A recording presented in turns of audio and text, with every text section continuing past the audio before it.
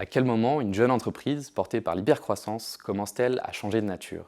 Et quels effets cela peut-il produire sur ses politiques de responsabilité sociale? À quel moment les intentions laissent-elles place au process et la liberté s'encadre-t-elle de règles? C'est souvent à ce stade qu'une tension surgit entre, d'une part, la volonté de formaliser ce qu'il est de soi, comme les valeurs, les engagements, la responsabilité, et d'autre part, l'intention de ne pas brider l'innovation. Et une question devient centrale. Comment structurer une démarche RSE dans une entreprise en hypercroissance, sans affecter sa capacité d'innovation? Pour comprendre ce basculement, j'ai réalisé mon mémoire dans l'entreprise où j'ai fait mon alternance, Foodles, scale-up de la foodtech devenue société à mission en 2023, et au sein de laquelle j'ai conduit une recherche qualitative à visée comparative en la mettant en perspective avec deux autres entreprises à des stades de maturité différentes. D'un côté, Kitok, une jeune pousse de la restauration livrée qui pose les fondations de sa structuration, tout comme Foodles. De l'autre, Alan, une licorne valorisée à plus d'1 milliard d'euros qui a déjà traversé cette phase d'hypercroissance. Dans les trois entreprises étudiées, la RSE apparaît comme un mouvement interne qui accompagne la croissance et révèle les tensions liées au changement. Malgré leur trajectoire controversée, la RSE leur sert de fil conducteur en révélant tant d'une dynamique d'innovation que de structuration, avec comme enjeu leur coexistence à terme.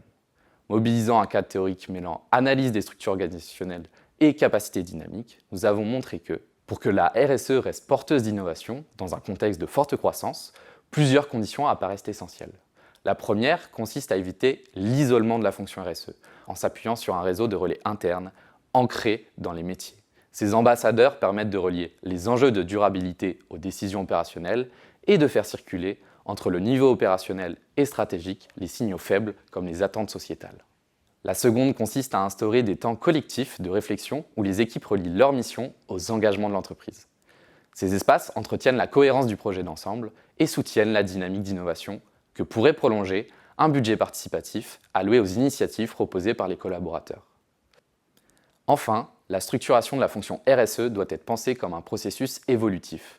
Un comité de mission actif peut par exemple incarner cette gouvernance apprenante, lieu de dialogue où se construisent les compromis entre les perspectives économiques, sociales et environnementales. Ces conditions rejoignent les enseignements de la littérature. Chez Milsberg, la structure est un équilibre mouvant entre centralisation et autonomie.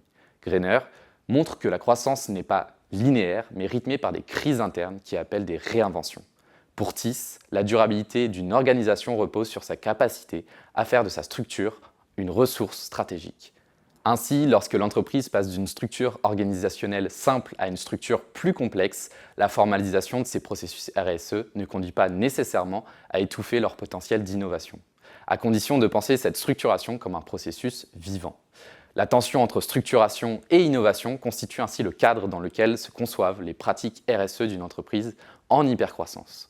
Si organiser, c'est arbitrer entre ce qui doit être stabilisé et ce qui doit rester flexible, notre étude souligne que la RSE agit comme un révélateur des arbitrages organisationnels au cœur de la gouvernance de l'entreprise, qui renvoie à une question fondamentale politique: quels enjeux accèdent à la formalisation, lesquels restent relégués aux marges de l'entreprise et qui décide de ce qui compte dans l'organisation.